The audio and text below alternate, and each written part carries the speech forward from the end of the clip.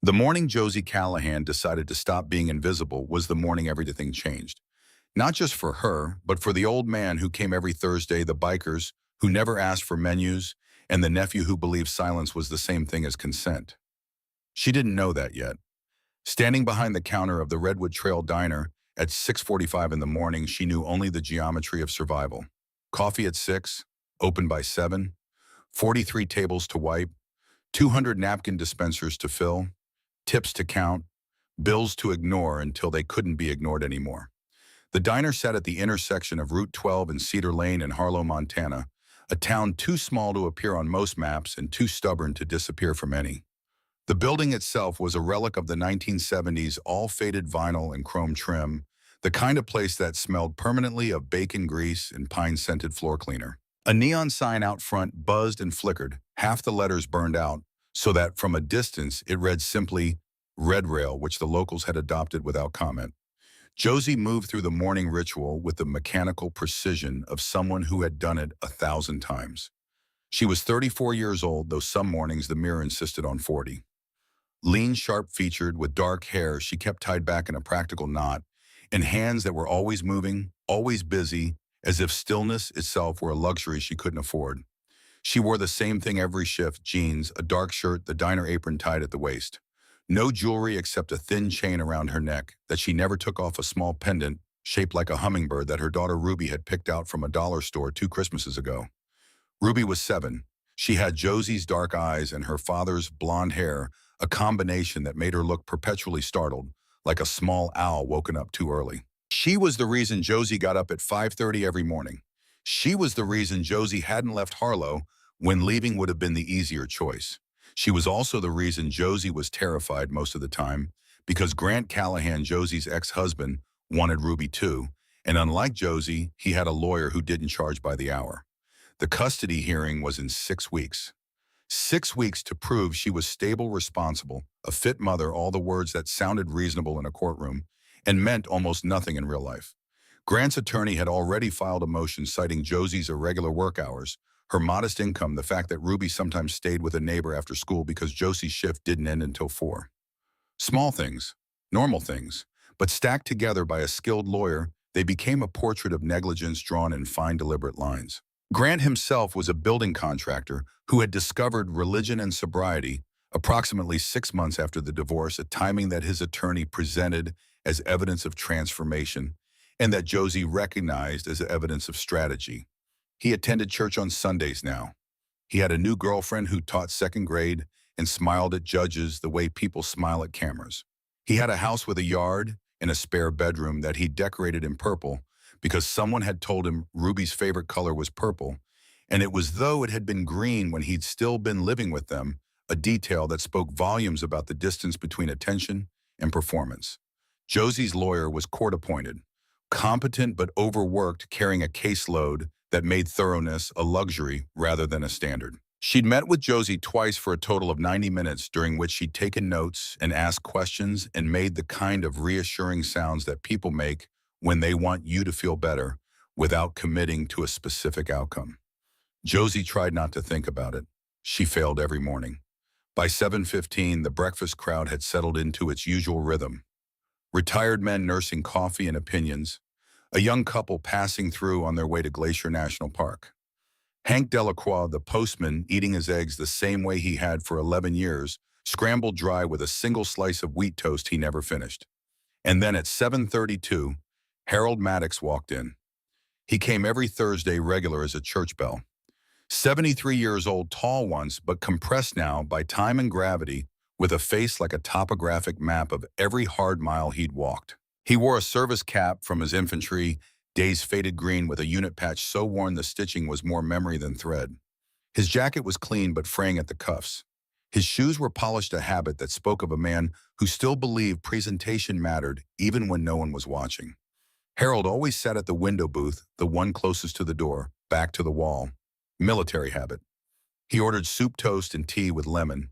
He ate slowly with the careful deliberation of someone who had learned not to rush meals because there was nothing waiting on the other side of them. He always asked about Ruby. Every single Thursday, without fail, somewhere between the toast and the tea, Harold would look up and say, "How's that little girl of yours doing?" And Josie would tell him something, some small detail, a good grade, a funny thing.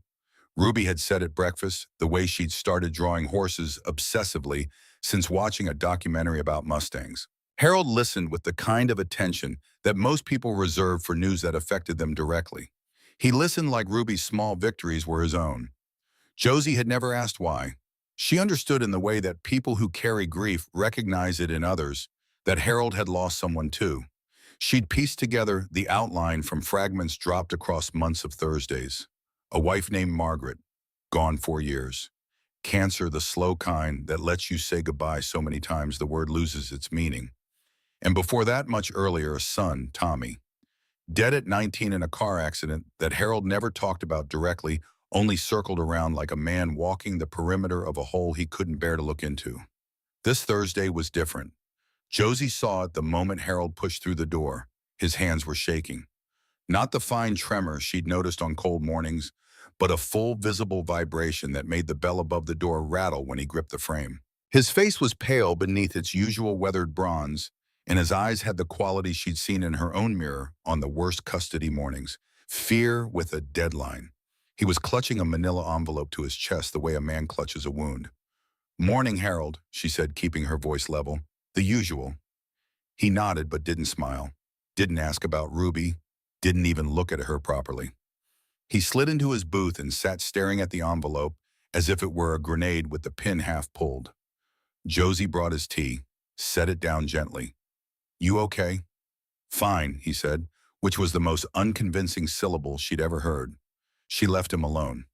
Not because she didn't care, but because she recognized the particular silence of a person assembling courage, and she knew that interrupting that process could shatter it entirely. It was what she'd overheard the previous week that made her stomach tighten now. 7 days ago, a man had sat in booth 9, the one near the kitchen, and made a phone call he assumed was private. Josie had been refilling ketchup bottles 3 feet away, invisible the way waitresses always are to people who consider service staff furniture. The man was in his early 40s, well-dressed in a way that looked deliberate rather than natural, like someone who'd studied what successful people wore and replicated it without understanding why. His voice was low, but not low enough. She'd heard fragments. "Enough. Medical confirmation won't be a problem. Dr. Ferris will sign off.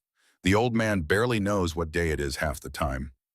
A pause, laughter from the other end of the line. "Power of attorney is step one. Once we have that, the conservatorship filing is automatic. The land alone is worth 400,000, maybe more with the water rights. And he's got the pension, the savings. He doesn't even use half of it." Another pause. "Thursday. He comes to this diner every Thursday. I'll bring the papers. Make it look routine. He trusts me. That's the whole point." The man was Derek Maddox, Harold's nephew, the son of Harold's older brother who had died of a heart attack 8 years earlier. Derek had appeared in Harold's life about 6 months ago, showing up at the house on Cedar Lane with condolences that were years overdue and a smile that Josie had instinctively distrusted the first time she saw it across the diner counter. She'd watched Derek over the following weeks, the way he leaned in close to Harold when they ate together, the way his hand would rest on Harold's shoulder with a proprietary weight, the way he laughed at Harold's stories a beat too quickly, like a man timing his performance. And she'd watched Harold respond to the attention the way a man dying of thirst responds to water, with desperate, uncritical gratitude. Josie hadn't said anything, not to Harold, not to anyone. She'd told herself it wasn't her business. She'd told herself she might have misheard. She'd told herself that getting involved in someone else's problems when her own life was balanced on a knife's edge was the definition of reckless. But she hadn't misheard. And looking at Harold now trembling over his tea, with that envelope pressed against his chest like a paper shield, she knew it with a certainty that sat in her gut like a stone. They were coming for him today. The bell above the door rang again at 11:47. The sound was different this time, swallowed immediately by something bigger. The low rolling thunder of motorcycle engines, multiple heavy vibrating through the diner's thin walls like distant artillery settling into position. Conversation stalled. Silverware paused. Everyone in the diner understood that particular sound the way animals understand the change in pressure before a storm. Not danger exactly, but the possibility of it, the reminder that the world contained forces that operated outside the rules most people agreed to follow. 5 bikes pulled into the gravel lot. Harley-Davidsons road-worn and maintained with the obsessive care of men who understood that machines, unlike people, rewarded diligence with reliability. The riders dismounted with the unhurried coordination of a unit accustomed to moving together, removing helmets and gloves, in the same sequence stretching road-stiffened joints. They wore leather vests over plain shirts. The patches were distinctive, a snarling wolf's head over crossed pistons, the words Iron Wolves stitched in an arc above. Below a bottom rocker reading Montana. The symbols carried weight in Harlow. Not the kind of weight that came from violence necessarily, but from reputation, from the understanding that these men operated by a code that didn't always align with the one posted on the courthouse wall. They entered the diner the way they always did, with the quiet confidence of men who never needed to raise their voices because their presence spoke first. The front man was the tallest, broad-framed and unhurried iron-gray hair pulled back into a short tie at his neck. His face looked like it had been carved by a sculptor who worked exclusively in hard angles and deep shadows, the kind of face that had absorbed years of wind, sun, and consequences without flinching. His road name was Briggs. Josie had served them dozens of times, coffee black, burgers, no onions. They tipped, well-spoke little, and had never caused trouble inside the diner. Outside the diner was a different jurisdiction, one Josie didn't ask about, and they didn't offer. They took the corner booth, vinyl groaning under their collective weight. Josie brought menus she knew they wouldn't need, and coffee she'd already started pouring. "Afternoon, boys," she said. Briggs nodded, the others settled. The diner gradually resumed its normal volume conversations, picking up where they'd dropped, forks returning to plates. Josie moved back behind the counter and glanced at Harold. He was staring at the bikers. Not with fear, she realized. With calculation. The look of a man measuring options and finding only one. She watched him straighten his service cap. Watched him take a breath that didn't quite steady his hands. Watched him slide out of his booth with the careful precision of a body that protested every major movement but obeyed anyway out of old discipline. And then Harold Maddox, 73 years old, retired infantry sergeant, veteran of 2 tours in the Gulf, a man whose knees had seen too much cold and whose spine carried memories heavier than bones should bear, began crossing the diner floor. Not toward the door, not toward the restroom, straight toward the Iron Wolves booth. The silence that followed was the specific kind that precedes either a fight or a miracle. Josie felt it settle over the room like a held breath. One of the bikers looked up. Another stiffened. A third, a thick-necked man with a beard that reached his sternum, leaned back slightly, reading the room with the practiced eye of someone who'd been in enough bad situations to recognize the approach of another one. Briggs didn't move. He sat with his coffee halfway to his mouth and watched Harold approach with the unhurried assessment of a man who had learned long ago that the most dangerous things in the world often came in unremarkable packages. Harold stopped at the edge of the table. He was holding the manila envelope against his chest with both hands. His knuckles were white. His jaw was set in that particular way that Josie recognized from men who had served the expression that said, "I am terrified and I am going to do this anyway." "Sir," Harold said. His voice was quiet but steady, trained by decades of issuing commands over chaos, over gunfire, over the screaming of men who would never scream again. "I know this is strange. I know I shouldn't be asking." Briggs waited. He set his coffee down. The other bikers had gone still. Harold swallowed. "My nephew is meeting me here in about 15 minutes. He's bringing papers. Legal ones." The word papers landed heavy in the space between them, carrying weight that only a few people in the room could feel. "I was told it would be quick, just signatures." Harold's voice cracked just barely on the word signatures. "But I've learned it isn't what he says it is." His fingers tightened on the envelope until the paper buckled. "I don't have anyone with me today." A pause, a breath that seemed to consume all the air in the diner. Then the question that tilted the world. "Would you just for today pretend to be my son?" The silence that followed was absolute. Not the silence of an empty room, but the silence of a full one. Every person holding perfectly still, as if the wrong movement might shatter something irreplaceable. One of the bikers, the thick-necked man, let out a short reflexive sound, half snort, half cough, the noise of surprise escaping before judgment could catch it. Briggs lifted a hand without looking at him, palm open, fingers flat. The sound died instantly. Briggs studied Harold's face. Not the way a predator studies prey, not the way a bouncer studies a threat. He studied it the way a man reads a letter he wasn't expecting, carefully looking for the meaning beneath the words. He saw the posture, shoulders squared, weight distributed evenly, despite the obvious pain in both knees, the stance of a man who had stood at attention so many times his body defaulted to it under stress. He saw the service cap, the faded unit patch, the careful crease in trousers that had been ironed that morning with deliberate intent. He saw the eyes pale blue and afraid but not broken. Afraid the way a man is afraid when he's identified the enemy and realized he's outgunned but is going to engage anyway because retreat was never in his vocabulary. Something shifted behind Briggs's expression. Something that no one else in the room could name, but Josie could feel standing behind the counter with a coffee pot in her hand and her heart hammering against her ribs. What she couldn't know, what no one in the diner could know, was where that shift came from. The place it originated was 23 years in the past in a house in Billings that Briggs hadn't visited since the century turned. His father Raymond had been infantry too. Korea, not the Gulf, but the same breed of silence afterward, the same refusal to discuss what he'd seen, the same way of sitting on the porch and staring at distances that had nothing to do with the landscape in front of him. Raymond had raised Briggs alone after his mother left, which meant Raymond hadn't really raised him at all, had mostly just been present in the same house while Briggs grew himself up through trial and error and the kind of lessons that leave scars. They'd fought. Of course they'd fought. The particular war between a rigid, damaged father and a son who wanted something his father couldn't name, let alone provide. Briggs had left home at 17, joined the Wolves at 22, built a life that orbited as far from Raymond's as physics allowed. And then Raymond had gotten old, the way Harold was old.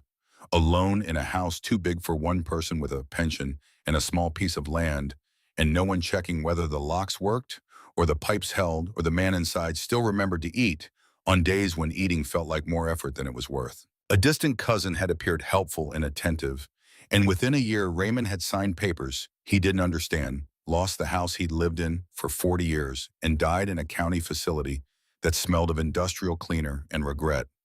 Briggs had been in prison when it happened. Aggravated assault, 18 months of bar fight that had escalated past the point where good lawyers could help. By the time he got out, Raymond was 3 months in the ground, and the cousin was living in Billings with the proceeds of the house sale and a clear conscience. Briggs had never talked about it, not to the Wolves, not to anyone. He'd carried it the way soldiers carry shrapnel, embedded too deep to remove a permanent presence that flared in cold weather and at unexpected moments, a reminder of a debt that could never be repaid because the creditor was dead. Until now. Until a 73-year-old man in a service cap stood at the edge of his booth and asked him to pretend. She moved before she made a conscious decision to move. Crossed the floor with the pot held like a prop, natural, invisible, just a waitress doing her job. She stopped at the booth and began refilling mugs no one had asked to be refilled. Leaned in close enough that only Briggs could hear her. "They're trying to take everything he has," she whispered. "The nephew. I heard him on the phone last week. Power of attorney, conservatorship, the whole thing. There's a doctor involved. It's planned." She straightened, refilled the last mug, and walked back to the counter without meeting anyone's eyes. Briggs's jaw tightened. The movement was so small that anyone not watching closely would have missed it, but Josie was watching, and she saw it, the micro-expression of a man whose internal compass had just swung hard toward a fixed point.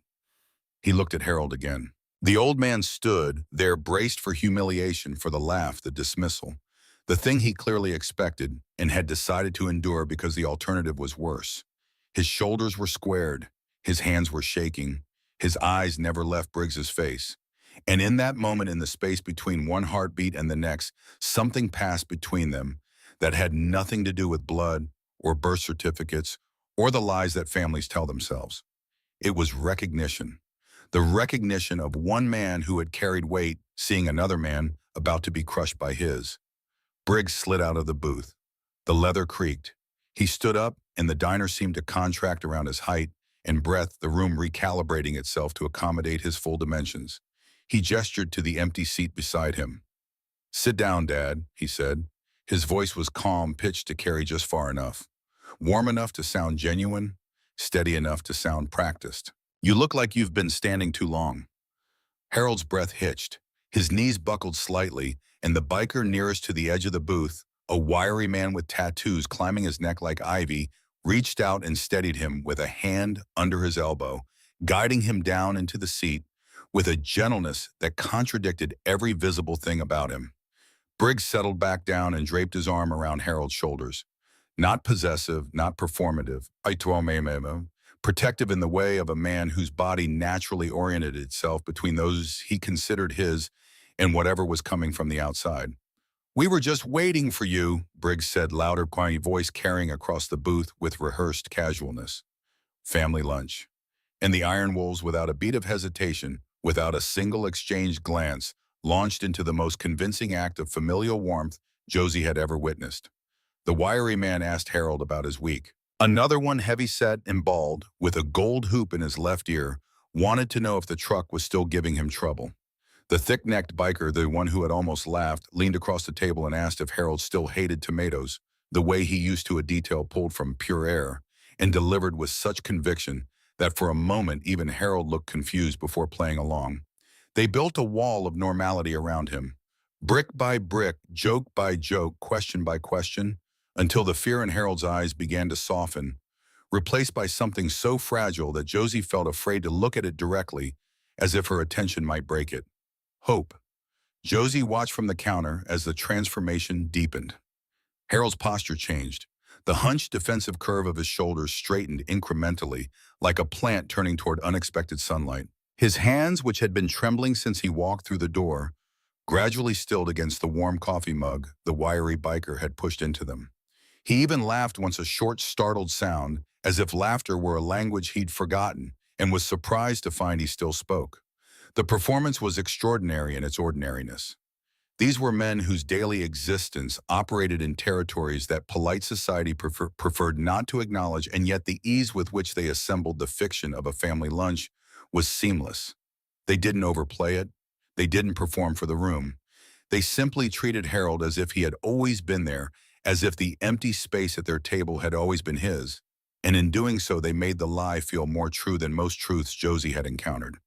She turned away to hide the burning in her eyes and busied herself with plates that didn't need bussing. Her hands were shaking too, not from fear, but from the raw electric awareness of what she had just set in motion. She had whispered the truth to a stranger. She had inserted herself into a situation that had nothing to do with her bills, her custody battle, her survival. She had done the thing that every instinct of self-preservation had told her not to do. And she knew with the certainty of someone standing on the edge of a cliff after the first step has already been taken that there would be no going back. At 12:15, the bell above the door rang with the sharp authority of a clock striking the hour.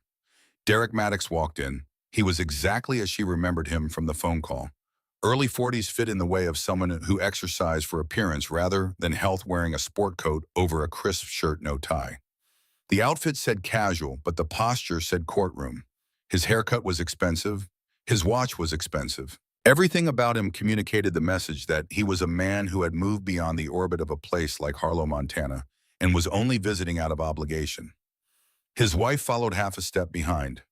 Stephanie Maddox, perfectly groomed in a cream-colored blouse and tailored slacks, carrying a slim leather briefcase, as if it were a fashion accessory rather than a weapon. Her smile was fixed in place like something applied with adhesive, and her eyes swept the diner with the flat assessment of someone cataloging everything she considered beneath her. Their gaze found Harold's windows booth. Empty. The soup had been cleared, the tea taken away. They scanned the room and stalled on the corner booth. Josie watched from behind the counter as Derek's expression underwent a rapid sequence of transformations. Confusion, disbelief, a flash of something sharp and animal, the look of a predator who has arrived at the trap to find it empty. Then, with visible effort, the reassembly of the confident mask, the smile clicking back into place like a visor snapping down. He straightened his jacket, smoothed a crease that didn't exist, walked forward. "Uncle Walt," he said, stopping at the edge of the booth. His voice was bright, too bright, the vocal equivalent of a room with all the lights on and nothing in it. "I thought we agreed this would be quick." Briggs looked up. Not immediately, and that was part of the performance, the deliberate delay that said, "You are not the most important thing happening in my day." He lifted his coffee mug, took a long sip, set it down with the careful placement of someone arranging a chess piece. Only then did his eyes rise to meet Derek's. "We're having lunch," Briggs said. His voice was flat, even stripped of everything except weight. "You're interrupting family time." Derek let out a laugh that had no air in it. "Family." His eyes cut to Harold. "Uncle, what's going on? Who are these people?" Harold opened his mouth, but Briggs spoke first. "I'm his son." The words hit the space between them like a stone dropped into still water. Rings of silence spreading outward. Derek's smile collapsed. "That's not funny. He doesn't have a son." Briggs leaned forward. The booth creaked. "Careful," he said, and the single word carried more threat than any sentence Josie had ever heard. "That's a strange thing to say about someone's father." Around the booth, the Iron Wolves shifted. Not aggressively, not yet, but with the subtle repositioning of men who understood that the next 30 seconds would determine whether this ended with conversation or with something less civilized. The wiry biker adjusted his position. The heavy-set one set down his fork with deliberate finality. The thick-necked man simply stared at Derek with the blank, patient expression of someone who had all the time in the world and no particular preference about how it was spent. Derek felt the geometry of the situation change. Josie could see it in his posture, the almost imperceptible backward lean, the way his hand tightened on the briefcase strap. He was calculating, running numbers in his head, measuring the distance between what he'd planned and what he'd found. And then Harold spoke and the calculation became irrelevant. "Derek." His voice was steady, not loud, not aggressive. Steady in the way that surprised even Josie, who had heard that same voice gentle and hesitant across 1,000 Thursday lunches. This was a different voice.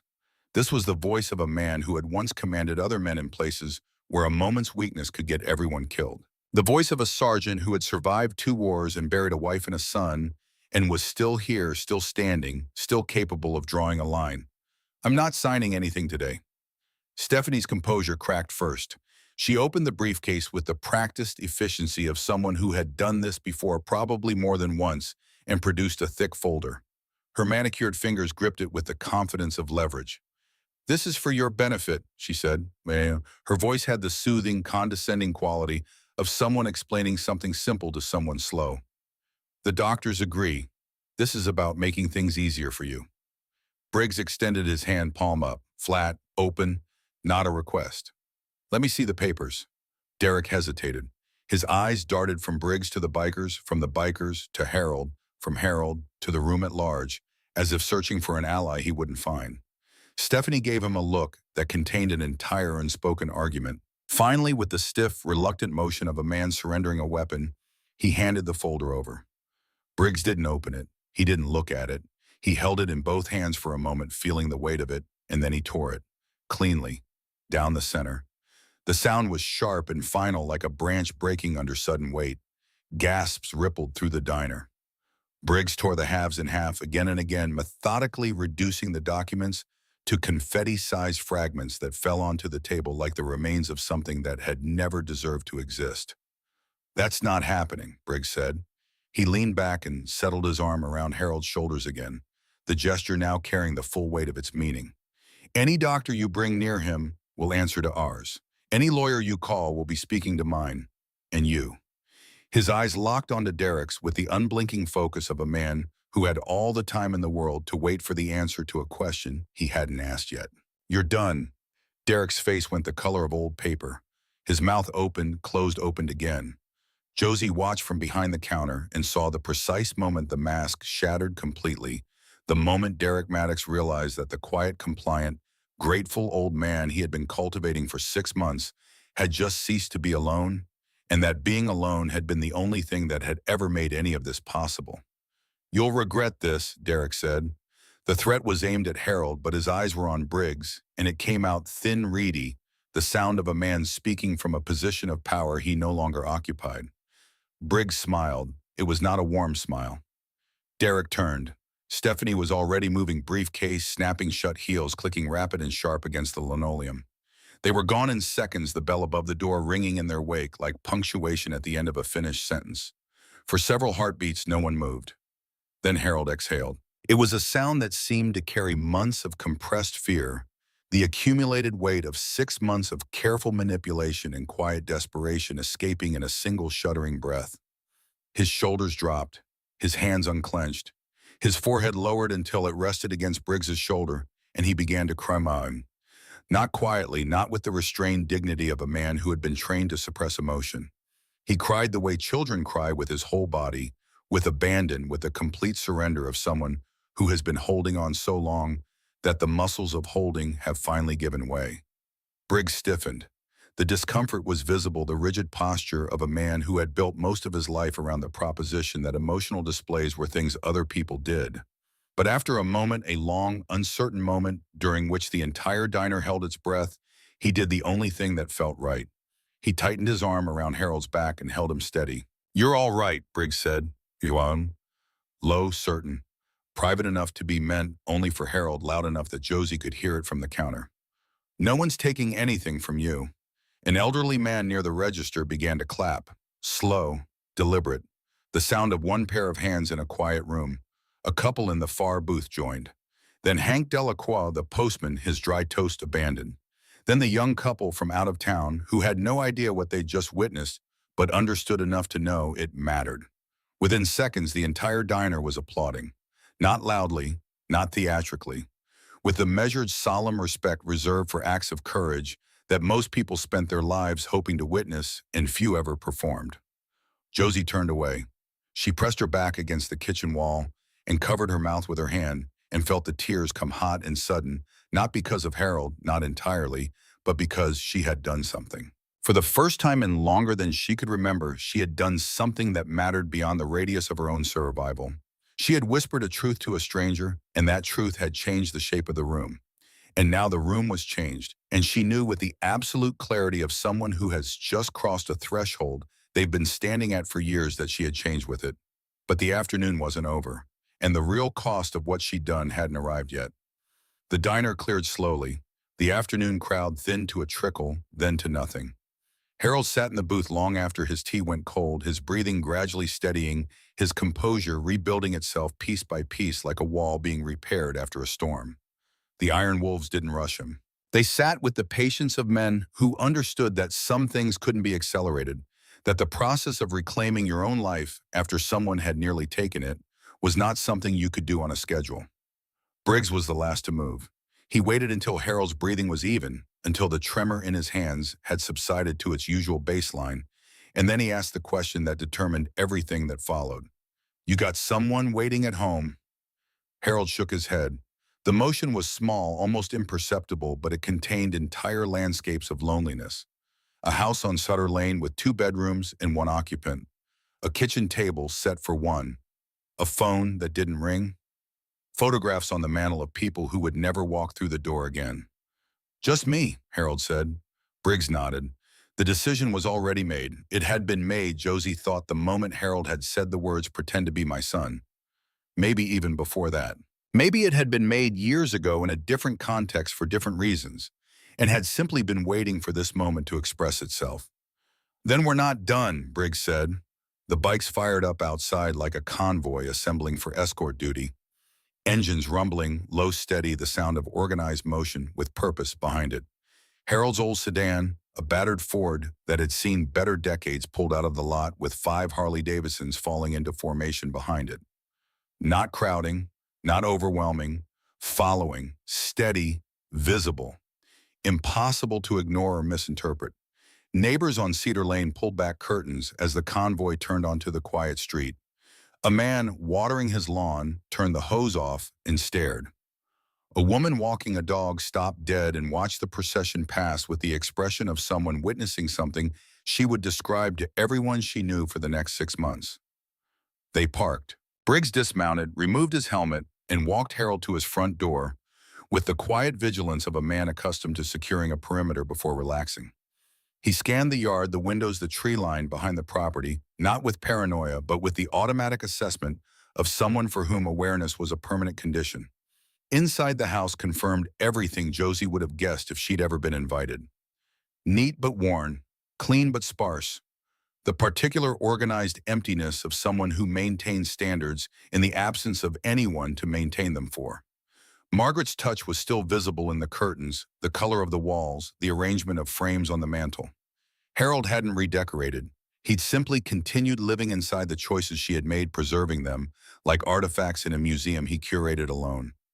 Briggs checked the back door lock without being asked. One of the other riders, the wiry one, noticed a loose hinge on the side gate and tightened it with a multi-tool from his vest pocket. The heavy-set biker stood on the porch and surveyed the street with his arms crossed, a human monument to the concept of deterrence. No speeches, no promises, just action. Before leaving, Briggs reached into his vest pocket and produced a prepaid phone. Small, simple, the kind that didn't require explanation. "There's one number program, man," he said, holding it out. "You press it. We answer, doesn't matter what time." Harold looked at the phone, then at Briggs. Something passed across his face that was too complicated for a single word: gratitude and disbelief in the particular pain of being offered something you need by someone you've known for less than 3 hours. He took the phone and slipped it into his shirt pocket next to his heart with the care of a man handling something simultaneously fragile and indestructible. Josie found out about the phone 2 days later when Harold came to the diner on an unscheduled Saturday and told her everything. He sat in his usual booth, but he sat differently now, straighter. His hands were still. His voice was steady. He said, "Press the button," Harold told her. "That's all, just press the button." Josie poured his tea and sat down across from him, something she never did during a shift, but did now because the rules of her life had begun to change and she was still learning the new ones. "Will you?" she asked. Harold looked out the window at the empty parking lot. The mountains beyond it, the enormous sky that made everything in Harlow seem both insignificant and infinite. "I pressed it once already," he said. "Pipe burst under the sink Tuesday night. Water everywhere. I stood in the kitchen at 11 o'clock at night with my shoes soaking, and I stared at that phone for 10 minutes before I pressed the button." He paused. 2 bikes showed up in less than 40 minutes. They fixed the pipe, dried the floor, didn't say a word about the hour. Josie felt something loosen in her chest.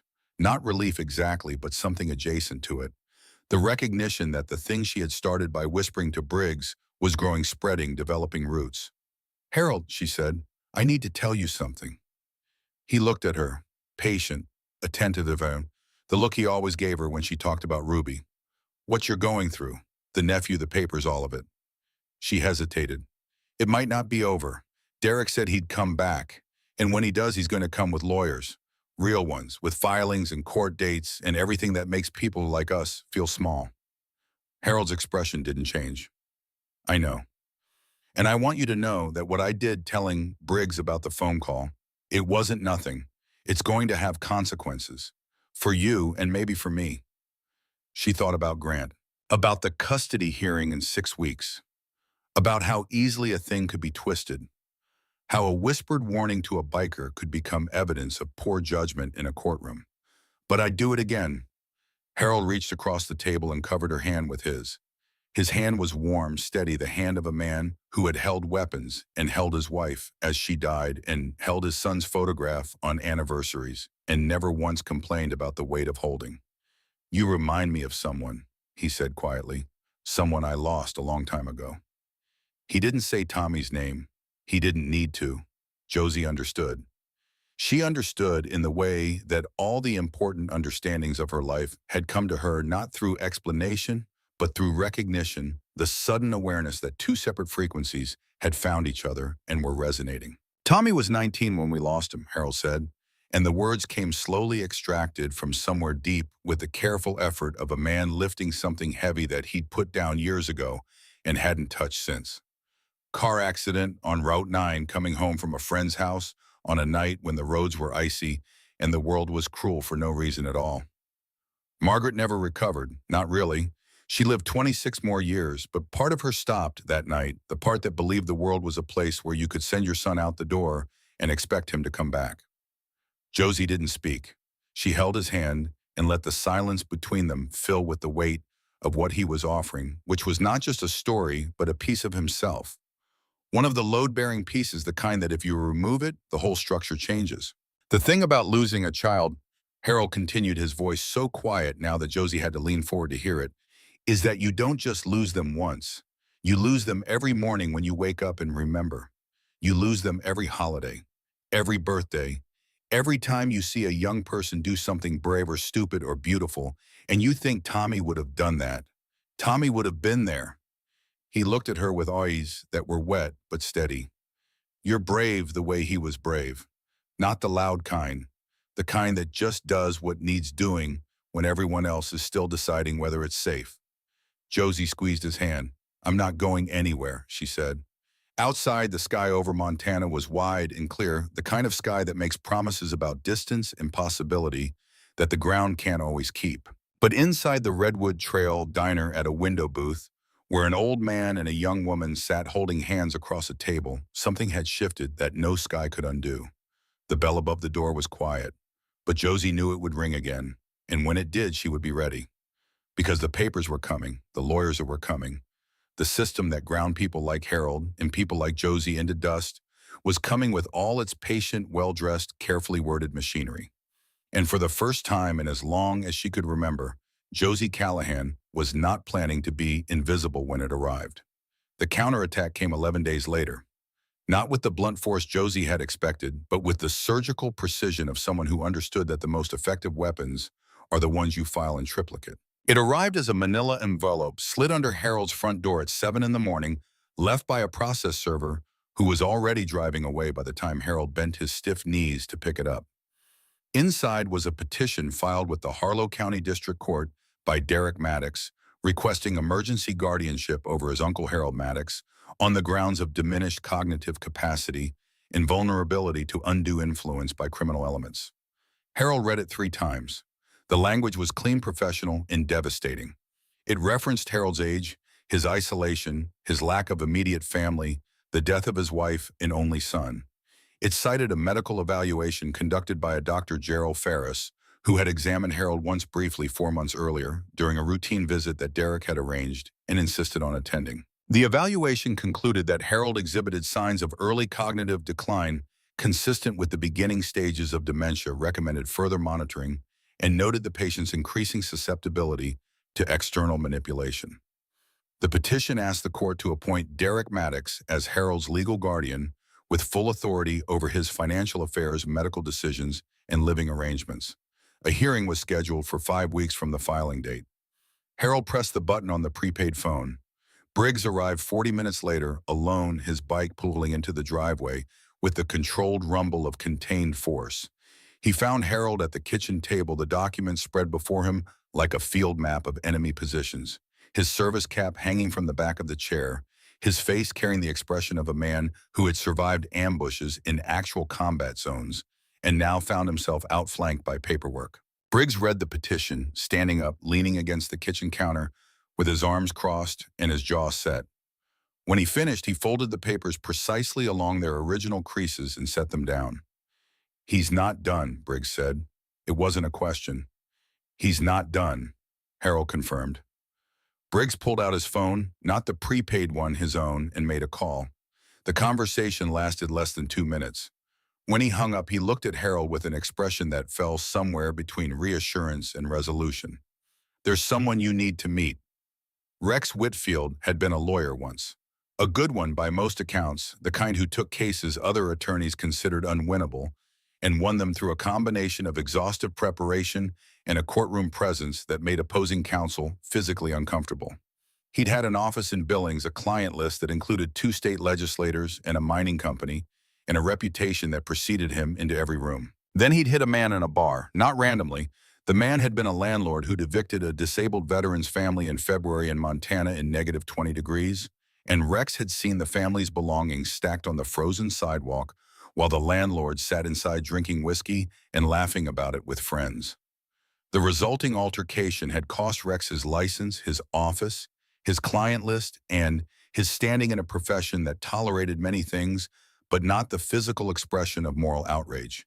He'd found the Iron Wolves 3 years later, or they'd found him. The distinction didn't matter. What mattered was that Rex Whitfield, 58 years old, still carried a legal mind as sharp as anything practicing in the state, and he understood from personal experience exactly how the system could be used as a weapon against people who couldn't defend themselves. He came to Harold's house that afternoon riding on the back of the thick-necked biker's Harley, dismounting with the stiff-legged carefulness of a man whose body had filed complaints about motorcycle riding that his spirit consistently ignored. He was lean graying at the temples with reading glasses he kept on a chain around his neck, and hands that were rough from mechanical work but still moved with the precise dexterity of someone accustomed to handling documents. He read the petition at the kitchen table while Harold served coffee and Briggs stood by the window watching the street. "It's competent work," Rex said when he finished. "Not brilliant, but solid. The doctor's evaluation is the key. If Dr. Ferris's report stands, the court has grounds to proceed." "Can you fight it?" Harold asked. Rex removed his glasses and rubbed the bridge of his nose. "I can tell you how to fight it. I can't represent you in court. My license was revoked." He paused, choosing his next words with the deliberation of someone who understood their weight. "But I know someone who can." Patricia Holloway practiced law from a small office above a hardware store in the town of Ridgeline, 30 miles south of Harlow. She was 46 years old, unmarried, and had the particular kind of tenacity that came from spending 15 years representing clients who couldn't afford the attorneys they needed, but deserved them anyway. Elder law was her specialty, and she had seen every variation of the scheme Derek was running. The playbook was always the same: isolate, befriend, document, was control. She agreed to take Harold's case pro bono after Rex called and explained the situation in terms that made her drive to Harlow the same evening. "The hearing is in 5 weeks, she told Harold, seated at his kitchen table with the petition open in front of her and a yellow legal pad filling with notes at a speed that suggested her mind was already 3 moves ahead. "That's tight, but it's workable. The burden of proof is on the petitioner to show you lack the capacity to manage your own affairs. We need to demonstrate the opposite." She looked up from her notes. "And we need to show that the petition itself is part of a pattern. That this isn't concern, it's predation."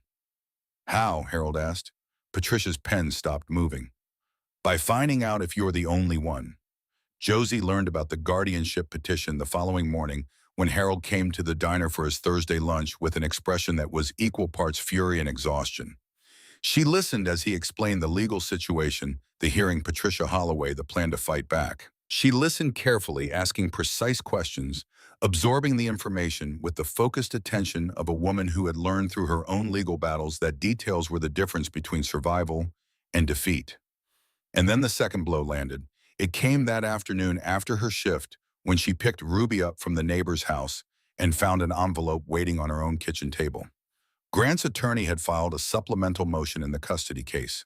The new filing cited Josie's recent association with known members of a motorcycle club identified by local law enforcement as persons of interest and argued that this association demonstrated a pattern of poor judgment and exposure of the minor child to potentially dangerous elements. Josie read it standing in her kitchen with Ruby eating crackers at the table behind her, the late afternoon sun falling through the window onto the floor in squares of amber light that looked peaceful and felt like bars. Grant had found out. Of course he had. Harlow was a small town, and the sight of 5 Harley-Davidsons escorting an old man's sedan down Cedar Lane was not the kind of event that went unnoticed or undiscussed. Someone had told someone who had told Grant, and Grant had told his attorney, and now the thing Josie had done to help Harold was being reforged into a weapon pointed at her heart. She sat down at the table across from Ruby. Her daughter looked up from her crackers, dark eyes wide, sensing the shift in the room's atmosphere, the way children always sense things they can't name. "Mama, are you set?" Josie managed a smile that felt like lifting a boulder with her face. "No, baby, just thinking." "About what?" "About how doing the right thing costs exactly as much as doing the wrong thing, but in different currency. About how the world punishes the people who step forward and rewards the ones who stay still. About how she had made a choice 12 days ago in a diner, and that choice was now rippling outward, touching everything she cared about, threatening the one thing she would burn the world to protect." "About what to make for dinner," Josie said. She didn't sleep that night. She lay in bed with the custody motion beside her pillow and the ceiling above her like a blank page waiting to be written on, and she ran the calculations of her life over and over until the numbers blurred. If she stepped back from Harold's situation, distanced herself from the Iron Wolves, Grant's motion might lose its teeth. She could tell the court it was a one-time encounter, a misunderstanding, nothing more. She could protect herself, protect Ruby. If she stayed involved, if she testified at Harold's hearing as the witness who had overheard Derek's phone call, she would be handing Grant's attorney exactly the ammunition they needed. She would be standing in court and publicly associating herself with a motorcycle club, confirming every characterization Grant's lawyer was building. She could help Harold, or she could keep Ruby. The math was that brutal. She thought about Ruby sleeping in the next room, the small sound of her breathing through the thin wall, the way her daughter arranged her stuffed animals in a specific order every night, bear, rabbit, owl, and would not sleep until the order was correct.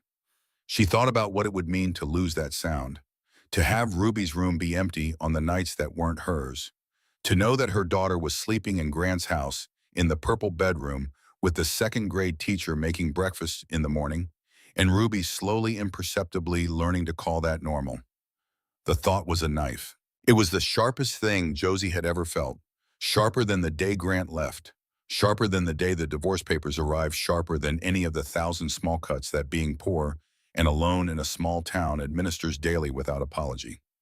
At 3 in the morning, she got out of bed and drove to the diner. Not to work, just to sit in the empty parking lot and stare at the dark building and try to remember who she was before she became someone who had to choose between the people she loved and the person she wanted to be. The diner looked different at night, smaller. The neon sign was off the parking lot, empty, the windows dark. It looked like what it was, a building, just wood and glass and vinyl, nothing special. And yet inside that building, less than 2 weeks ago, something had happened that had changed the course of at least 3 lives, possibly more. She had whispered and the world had moved. And now the world was asking her to pay for it. She was still sitting there at 5:30 when Hank Delacroix pulled in to start his morning routine and found her asleep in the front seat of her car with the engine off and the windows fogged. He tapped on the glass with his knuckle, gentle, the way you tap on the glass of a fish tank, and when she startled awake, he handed her a cup of coffee from his thermos without comment. Hank had been delivering mail in Harlow for 11 years. He knew when people needed questions and when they needed coffee. This was a coffee morning. 3 days later, Josie went to see Harold. Not at the diner, at his house on Cedar Lane, during a break between the lunch and dinner shifts when Ruby was at school, and the afternoons stretched empty and available. She found him in the garden behind the house, kneeling on a foam pad beside a row of tomato plants that had no business surviving a Montana October, but were somehow still producing, stubborn and red and defiant against the browning world around them. Margaret's garden, she guessed. Another thing he maintained in her absence. He looked up when he heard the gate, and his expression when he saw her face told her that he already knew something was wrong. She sat on the garden bench and told him everything.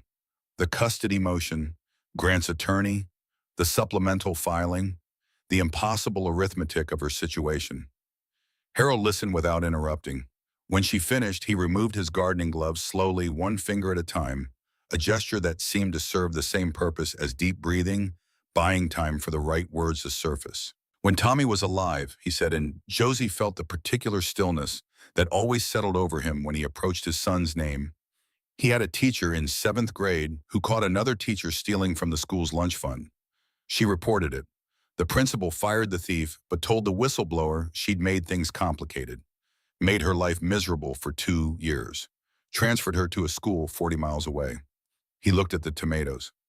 Tommy came home one day and asked me why doing the right thing got people punished. He was 12. What did you tell him?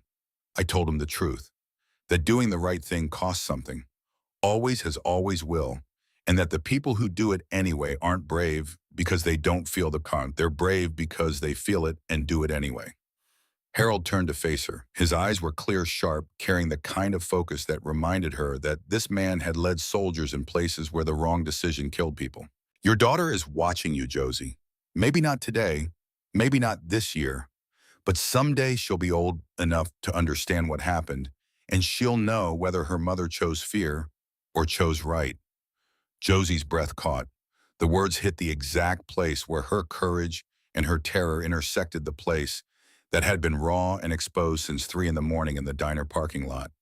And if I lose her, she whispered, If choosing right means losing the custody hearing, Harold shook his head slowly. You won't lose her because you helped an old man.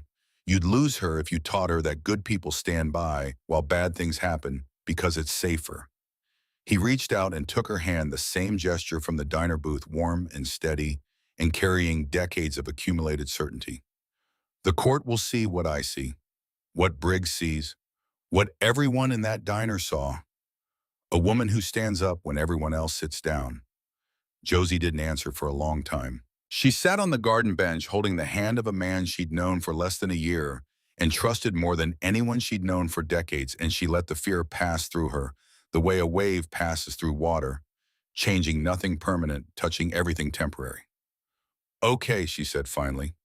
Okay. The investigation Rex and Patricia initiated produced results faster than anyone expected. Not because the trail was hard to follow, but because Derek Maddox had never bothered to cover it. He operated with the arrogance of someone who believed his victims were too old, too confused, or too alone to fight back, and that assumption had made him careless. Patricia pulled county records, cross-referenced filings, and found the pattern within a week. 3 years before approaching their Harold, Derek had executed a nearly identical scheme against a woman named Edith Crenshaw, 81 years old, a retired school teacher living alone in a town called Bitter Creek, 60 miles east of Harlow. The parallels were surgical. Derek had appeared in Edith's life after the death of her husband, presenting himself as a concerned, distant relative. He'd arranged medical evaluations, secured power of attorney, and within 6 months had gained control of Edith's finances, her home, and her medical decisions. Within a year, Edith was living in a managed care facility called Pinewood Gardens, a place that Patricia described after visiting it as somewhere between a warehouse and a waiting room. Edith's house had been sold. Her savings had been transferred to an account Derek administered. Her Social Security payments were redirected through a financial management structure that on paper looked like legitimate elder care and in practice functioned as organized theft. Edith herself was alive but diminished, confined to a room she hadn't chosen in a facility she couldn't leave, visited by no one, her existence reduced to a name on a chart and a monthly billing statement. Patricia had visited Pinewood Gardens personally, walking the corridors with the measured attention of a lawyer cataloging evidence, in the contained fury of a human being witnessing what neglect looks like when it wears a professional uniform. She'd found Edith sitting by a window in a room that smelled of antiseptic and institutional laundry, watching a parking lot with the blank patience of someone who has stopped expecting the view to change. Edith had been suspicious at first, the particular wariness of a person who has learned that visitors usually want something. But when Patricia explained who she was and why she was there, Edith's composure had cracked like ice on a spring river. He told me it was for my own good. Edith said, her voice thin but clear, the voice of a woman who had spent 40 years teaching children to read and still remembered how to articulate with precision. He said I couldn't manage on my own anymore. He said the house was too much for me. He said everything I was thinking was wrong, and after a while I started to believe him. Patricia had taken Edith's hand and held it and felt the bones beneath the skin, fragile as a bird's wing, and understood with a clarity that bordered on physical pain exactly what Derek Maddox had done and how many times he might have done it to people who hadn't been found yet. Patricia documented everything. She obtained Edith's original medical records and compared them with the evaluation used to secure the guardianship. The discrepancies were significant. Edith's personal physician had noted normal cognitive function in her annual checkup just weeks before Derek's chosen doctor had diagnosed moderate dementia requiring institutional care. This is fraud, Patricia told Harold and Josie and Briggs, seated around Harold's kitchen table with documents spread between them like evidence at a war council. Not just against your uncle, against Edith Crenshaw, against the court system, against anyone Derek has decided is too old and too alone to notice what's being taken from them. What do we do with it? Briggs asked. We use it at the hearing. We demonstrate that this isn't an isolated case, that Derek has a documented history of targeting isolated elderly people through fraudulent medical claims and legal manipulation. Patricia paused. And we file a separate complaint with the State Attorney General's office. What Derek has done to Edith Crenshaw alone is enough for criminal charges. The hearing was set for a Tuesday in November, 3 weeks away.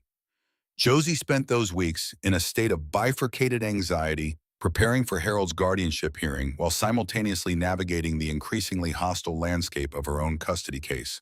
Grant called twice. The first time to inform her that his attorney had obtained a statement from a Harlow resident who had witnessed the biker escort on Cedar Lane. The second time to offer what he described as a reasonable compromise if Josie agreed to reduce custody every other weekend and alternating holidays, he would drop the motion entirely. Josie hung up on him both times. Patricia, after learning about Josie's custody situation from Rex, who had learned about it from Briggs, who had learned about it from Harold in the way that information travels through networks of people who have begun to care about each other, offered to review the filings. The supplemental motion is weak, she told Josie during a phone call. At 9 at night, Ruby asleep in the next room, and Josie pacing her small kitchen like a soldier walking a perimeter. Association with a motorcycle club isn't evidence of unfitness as a parent. They'd need to demonstrate actual danger to the child, and nothing in the record supports that. What they're banking on is the optics.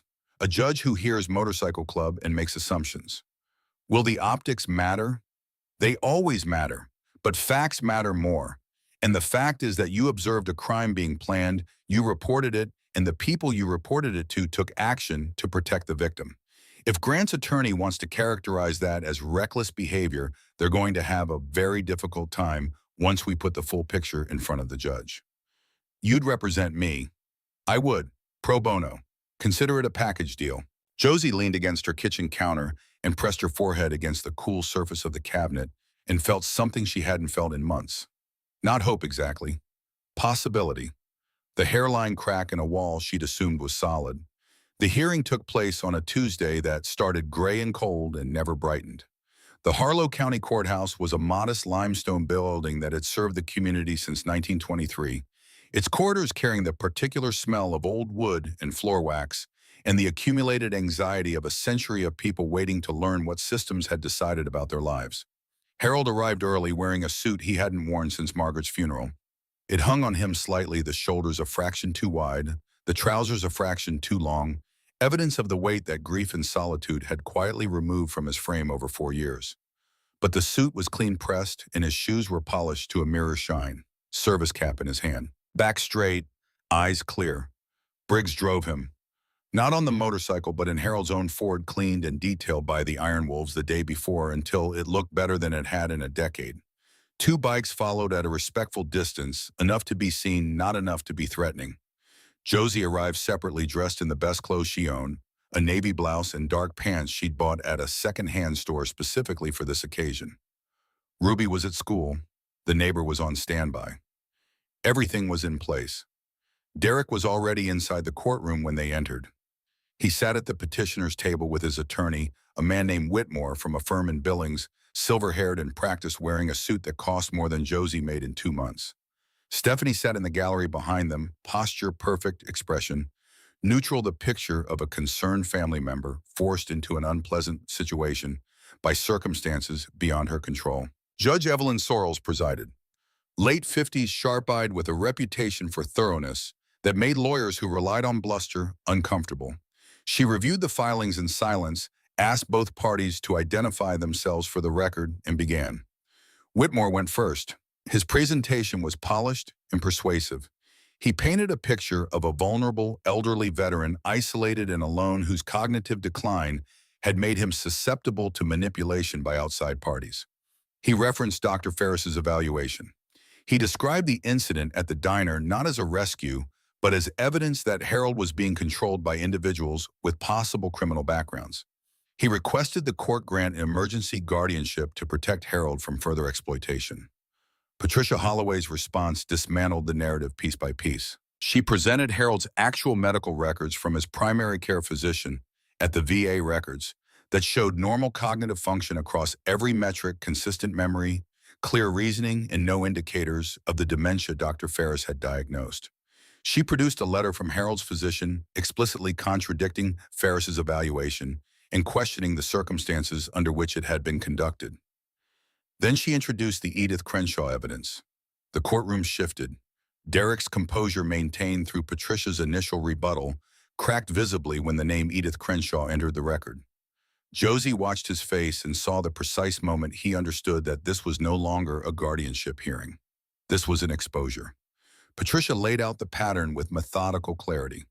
The timeline, the identical approach, the fraudulent medical evaluation, the seized assets.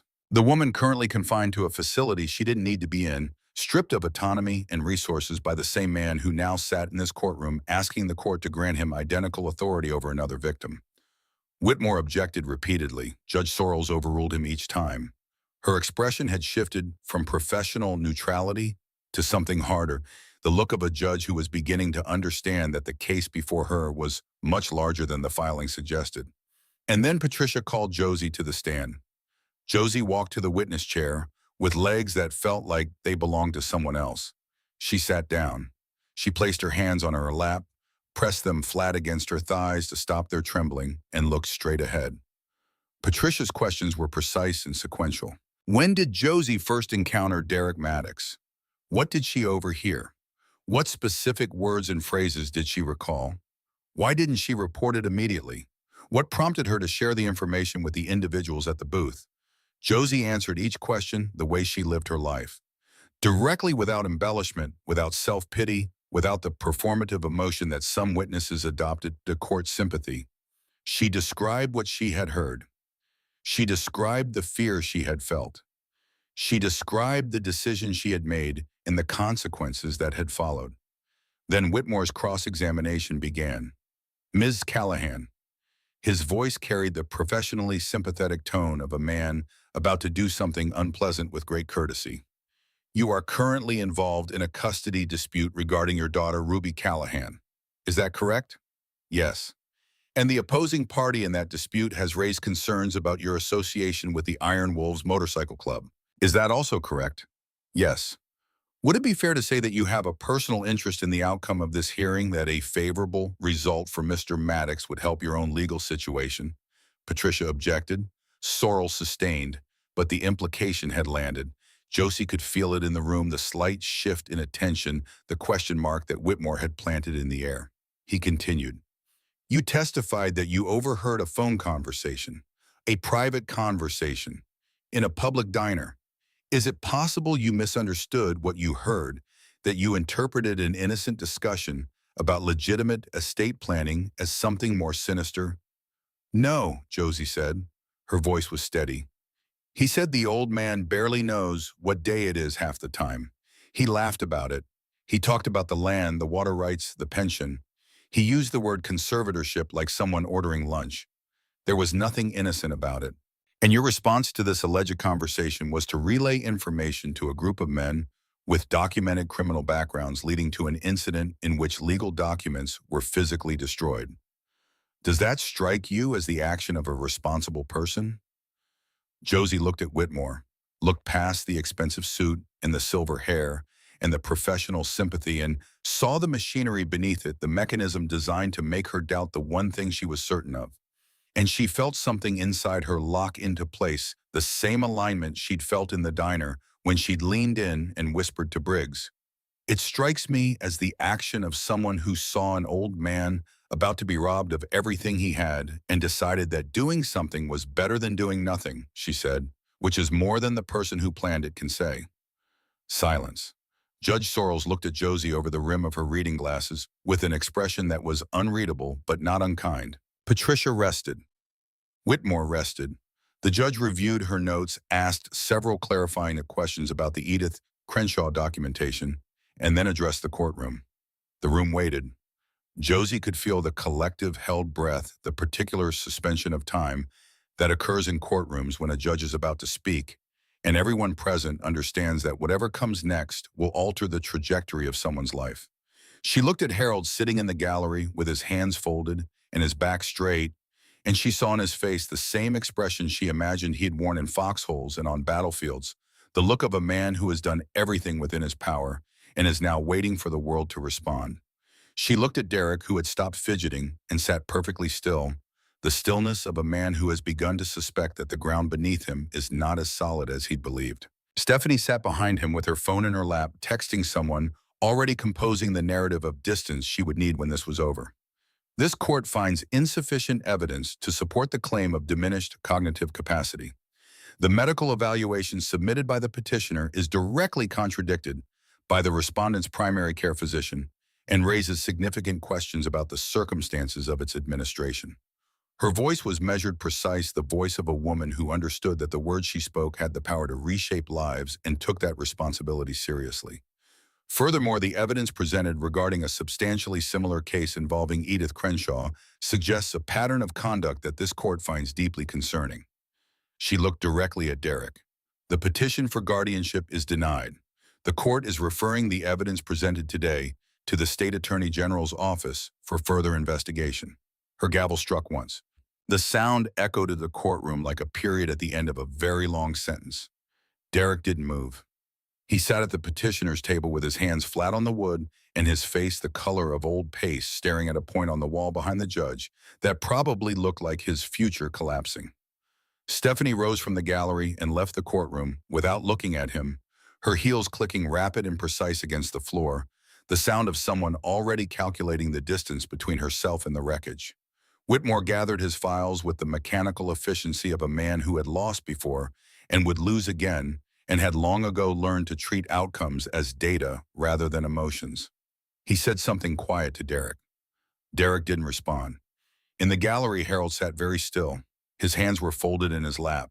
His service cap rested on his knee. His breathing was even and controlled the breathing of a man who had survived the firefight and was only now allowing himself to acknowledge that the bullets had stopped. Josie stood beside him. She placed her hand on his shoulder, and he reached up and covered it with his own, and they stayed like that for a long time while the courtroom emptied around them.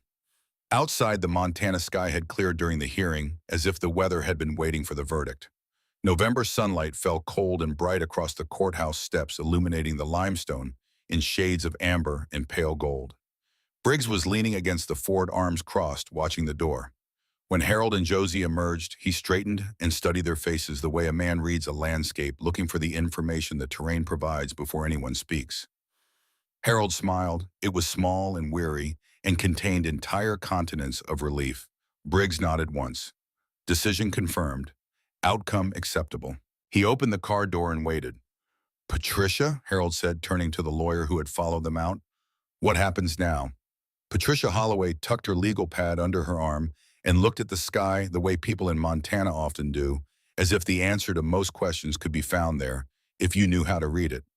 "Now we make sure Edith Crenshaw gets the same chance you just got," she said, "and we make where Derek Maddox never does this to anyone again." She looked at Josie. "And we deal with your situation. I've already started drafting a response to Grant's supplemental motion. What happened in there today, your testimony, your credibility, the outcome, all of it works in your favor. A judge who sees a mother willing to put herself at risk to protect someone else isn't going to conclude she's unfit to raise a child." Josie felt the tears come before she could stop them. Not the desperate, exhausted tears of the diner parking lot at 3 in the morning, but something warmer. Something that felt less like collapse and more like thaw. "Thank you," she said. The words were inadequate. She knew that. Patricia knew that. Everyone standing on those courthouse steps in the November cold knew that. But sometimes the inadequate words are the only ones available, and the feeling behind them has to do the rest of the work. They drove back to Harlow in a convoy that had become familiar to the neighbors on Cedar Lane. Harold in the Ford, Briggs behind the wheel, 2 bikes following. The sun dropping toward the mountains, turning the sky the color of things that are ending and things that are beginning simultaneously. At Harold's house, there was chili on the stove. The thick-necked biker, whose name was Garrett, had started it before the hearing, following a recipe Harold had dictated with the precise, non-negotiable authority of a man who considered chili a matter of honor. The house smelled like cumin and history, and when they walked in, the warmth hit Josie's face like a hand reaching out in welcome. They ate together, Harold, Josie, Briggs, Rex Garrett, and 2 other Iron Wolves who had appeared as they always appeared without announcement or explanation, simply present when presence was required. They ate chili and cornbread and didn't talk about the hearing or the investigation or the future. They talked about weather and trucks and whether Garrett's chili needed more salt, which Harold insisted it did, and Garrett insisted it didn't, an argument that had no resolution and required none. Josie sat at the table with these men who had been strangers 6 weeks ago and felt the particular warmth that comes from being surrounded by people who have chosen to be where they are. Not obligated, not performing, choosing. After dinner, when the dishes were done and the bikers had left and the house was quiet again, Harold walked Josie to the door. The night air was cold and sharp, carrying the first whispered promise of the winter that would lock Montana under ice for months. "Harold," Josie said, standing on the porch with her keys in her hand. "Are you okay? Really?" He leaned against the door frame and looked out at the street where the last motorcycle engine was fading into the distance. "Margaret would have liked you," he said. It wasn't an answer to her question, but it was an answer to something larger, something that encompassed the question and the asker and the whole improbable chain of events that had brought them to this porch on this night. Josie drove home through streets that were dark and quiet and familiar. And when she walked into her kitchen and found Ruby's crayon drawing on the table, a picture of a hummingbird surrounded by what appeared to be motorcycles, she sat down and laughed until the laughter turned into something else, and then back into laughter again. The fight wasn't over. Derek was still out there. The Attorney General's investigation was just beginning. Her custody hearing was still ahead, waiting in the near future like a mountain she would have to climb. But for the first time, the mountain didn't look impossible. It looked like something she could see the top of. And on the other side, she could almost see the shape of a life that looked different from the one she'd been surviving. She pinned Ruby's drawing to the refrigerator with a magnet shaped like a sunflower, kissed her sleeping daughter's forehead, and went to bed. She slept through the night for the first time in weeks. The night Derek Maddox came back was the night everything almost ended differently. It was the first week of December. Montana had surrendered to winter completely, the landscape locked under a silence so thick it felt physical, as if the snow had absorbed not just the sound, but the possibility of sound. Cedar Lane was quiet. The houses were dark. A single street light at the corner cast a circle of amber light onto pavement that glistened with black ice. Harold was asleep. He slept earlier these days, his body insisting on a schedule that his mind resisted but couldn't override. The house was warm, the furnace running steady, the windows sealed against a wind chill that made exposed skin dangerous within minutes. On the mantel, Margaret smiled from a photograph taken 15 years ago at Glacier National Park. Her hand raised to shield her eyes from the sun, her expression caught somewhere between awe and the gentle impatience of a woman telling her husband to stop taking pictures and enjoy the view. Beside Margaret's photograph, a newer edition, a snapshot of Harold surrounded by iron wolves at the Redwood Trail Diner, taken by Josie on a Thursday afternoon 3 weeks earlier.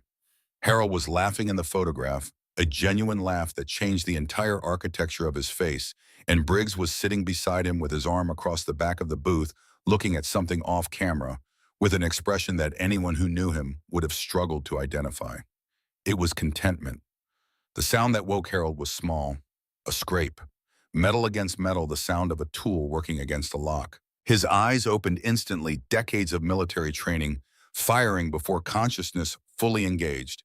He lay still in the darkness, breathing slow and measured, listening with the totality of attention that had kept him alive in places where listening was the difference between morning and eternity. The sound came again, the back door. Someone was working the lock. Harold reached for the prepaid phone on his nightstand, his hand founded in the darkness by muscle memory. He pressed the single button and held the phone to his ear. 1 ring, 2, 3. "Yeah," Briggs's voice rough with sleep but alert.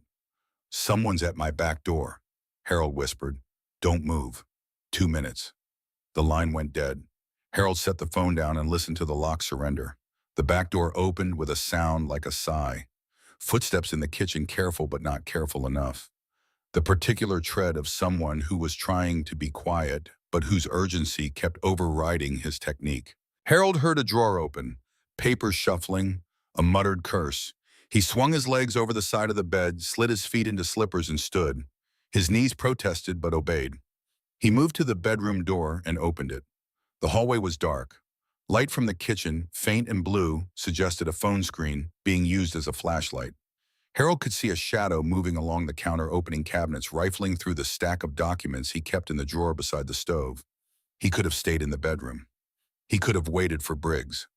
That would have been the rational choice, the safe choice, the choice that a 73-year-old man with arthritic knees and no weapons should have made. Harold Maddox had not survived 2 wars by making safe choices. He walked down the hallway and turned on the kitchen light. Derek Maddox froze. He was standing beside the counter with Harold's property documents in one hand and a look on his face that combined surprise fear and the particular rage of a man caught in the act of something he'd convinced himself was justified. He was wearing dark clothes, his eyes were bloodshot, his jaw was unshaven. He looked like a man who had been living inside his own worst decisions for several weeks and had arrived at the conclusion that the only way out was through. "Put those down," Harold said. Derek didn't move. His eyes flicked to the back door, measuring escape routes. Then back to Harold. Something shifted in his expression, the fear receding, replaced by something harder. "You don't understand," Derek said. His voice was raw, stripped of the polish and practiced warmth that had characterized every previous encounter. "You don't know what they're going to do to me. The investigation. Stephanie left. My lawyer dropped the case. Everything is gone because of you and your biker friends and that waitress who couldn't mind her own business. Put the papers down, Derek. These are mine." Derek's hand tightened on the documents. "This land was supposed to come to the family. Dad always said it would, and you just sat here in this house for 20 years alone, wasting it while the rest of us struggled." "Your father and I talked about many things," Harold said. His voice was quiet and level in a way that would have been familiar to any soldier who had ever served under him, the voice of command that doesn't rise because it doesn't need to. "The land was never part of those conversations.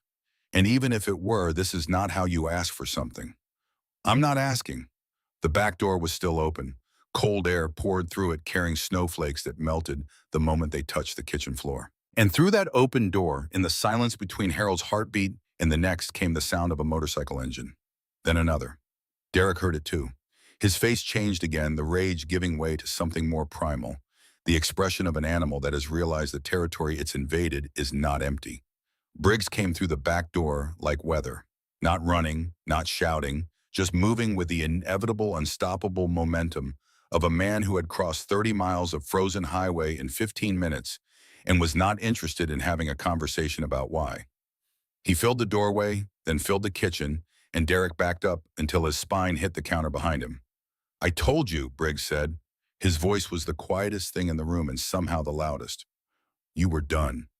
Derek's hand was still gripping the property documents. Briggs looked at it with the flat, patient expression of a man who was willing to wait exactly as long as necessary and not a second longer. "I'll call the police," Derek said, and the threat sounded absurd even before it finished, leaving his mouth a man who had broken into a house threatening to report the homeowner's guests. "You should," Briggs said. "Save us the phone call." Garrett appeared in the doorway behind Briggs, followed by the wiry biker whose road name was Cade. They didn't enter the kitchen. They didn't need to. Their presence in the doorway was sufficient to redraw every line in the room. Derek released the papers. They fell to the counter in a scatter of white against the dark laminate. He put his hands up, palms out, the universal gesture of a man who has run out of options and is trying to preserve what's left. Harold picked up the phone and called 911. His voice was calm. His report was concise. The operator dispatched a unit. In the 12 minutes it took for the sheriff's deputy to arrive, no one spoke. Derek stood against the counter with his hands visible. Briggs stood between him and Harold sat at the kitchen table with his service cap in his hands, turning it slowly, running his fingers over the worn patch, with the absent attention of a man whose body is in one place and whose mind is traveling through every moment that had led to this one. The deputy was young and visibly uncomfortable at the scene he found. An elderly man in slippers, a younger man with his hands up, 3 bikers in leather vests at varying positions around the kitchen. He took statements from everyone. He examined the back door, the tool marks on the lock, the documents on the counter. Derek was arrested. The charges, when they were formalized, included breaking and entering, attempted theft, in violation of a protective order that Patricia Holloway had obtained 2 days after the guardianship hearing was denied, and that Derek had either forgotten about or chosen to ignore. He was led to the patrol car in handcuffs, his shoes crunching on the frozen ground, his breath visible in the cold air like small ghosts escaping with each exhalation. He didn't look back at the house. He didn't look at Harold. Josie learned about the break-in the next morning when Briggs called her at 6:15 as she was getting Ruby ready for school. She listened to the account and felt the bottom of her stomach drop and then returned the elevator sensation of processing fear after the danger has passed. "Is Harold okay?" she asked. "He's fine. Stubborn enough to confront the guy in his own kitchen at 2 in the morning. Didn't even put on real shoes." "Of course he didn't." "Josie." Briggs's voice changed lower. It took on a register she hadn't heard before. "He's okay, but he's 73 and he just had a man break into his house while he was sleeping. The tough act only goes so far." Josie closed her eyes. Ruby was in the next room singing a song about a caterpillar that she'd learned at school, her voice carrying through the thin wall with the unself-conscious joy of a child who doesn't know that the world outside her song is complicated and dangerous and beautiful. "I'll go see him after my shift," Josie said. "Go see him before your shift," Briggs said and hung up. She went. She dropped Ruby at school, drove to Cedar Lane, and found Harold on his front porch in a heavy coat and his service cap sitting in the cold morning air, with a cup of tea that had stopped steaming, and a face that carried the particular exhaustion of a man who had been strong for a very long time and was beginning to feel the weight of it. She sat beside him without speaking. They watched the sunrise turn the snow-covered yard pink and gold and then white. 2 blocks away, a dog barked. A car started. The world resumed its rotation. "I'm tired," Harold said eventually. Not a complaint, an observation. The acknowledgement of a fact that had been true for longer than he'd admitted. "I know," Josie said. "Not of this." He gestured vaguely, encompassing the porch, the yard, the town, the whole complicated apparatus of being alive, of being the only one who remembers what this house sounded like when it was full. Josie reached over and took his hand. "It doesn't have to be empty, Harold." He looked at her. His eyes were wet, but he was smiling the small, complicated smile of a man who has learned that the most important things arrive in packages he never expected. "No," he said, "I suppose it doesn't." The months that followed carried the slow, thorough momentum of systems doing what they were designed to do when someone finally activates them. Derek Maddox was charged with multiple felonies. The state attorney general's investigation expanded beyond Harold's case to encompass the full scope of Derek's activities. Edith Crenshaw's guardianship was reviewed, and in February, a judge in Bitter Creek reversed it entirely, citing fraud and material misrepresentation. Edith was released from Pinewood Gardens on a Thursday afternoon that felt to Josie like a mirror image of the Thursday that had started everything. Patricia Holloway drove to Bitter Creek personally to oversee the process. She found an 81-year-old woman sitting in a room that contained a bed, a television, and a window that looked out onto a parking lot, wearing a cardigan she'd been given by the facility, and an expression of bewildered alertness, like someone waking from a long, wrong sleep.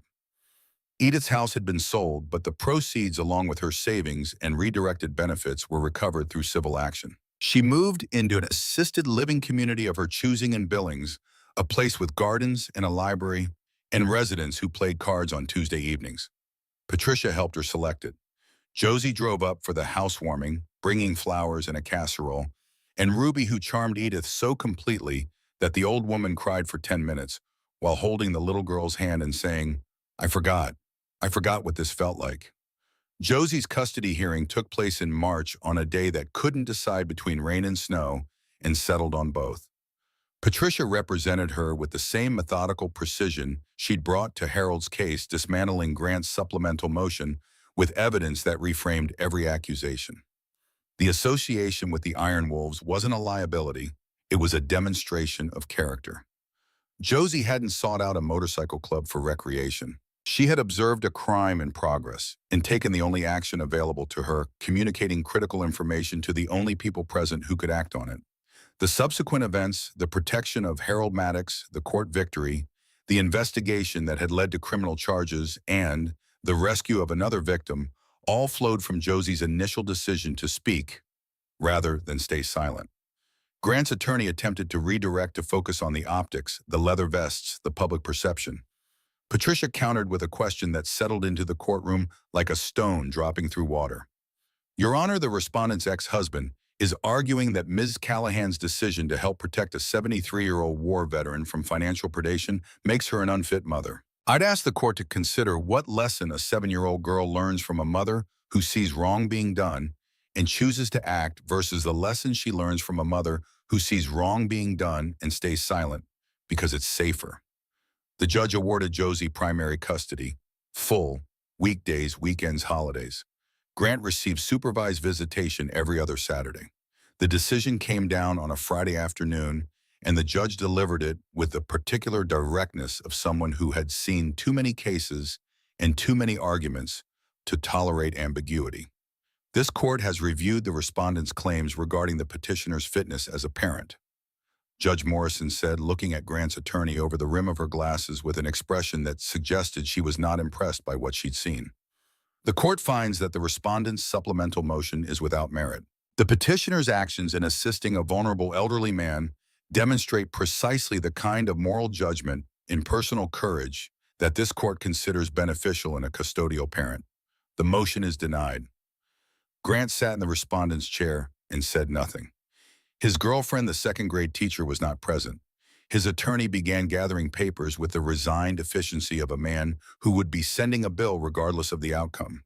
Josie walked out of the courthouse holding Ruby's hand and feeling like someone who had been carrying a boulder up a hill for 3 years and had suddenly discovered she was already at the top.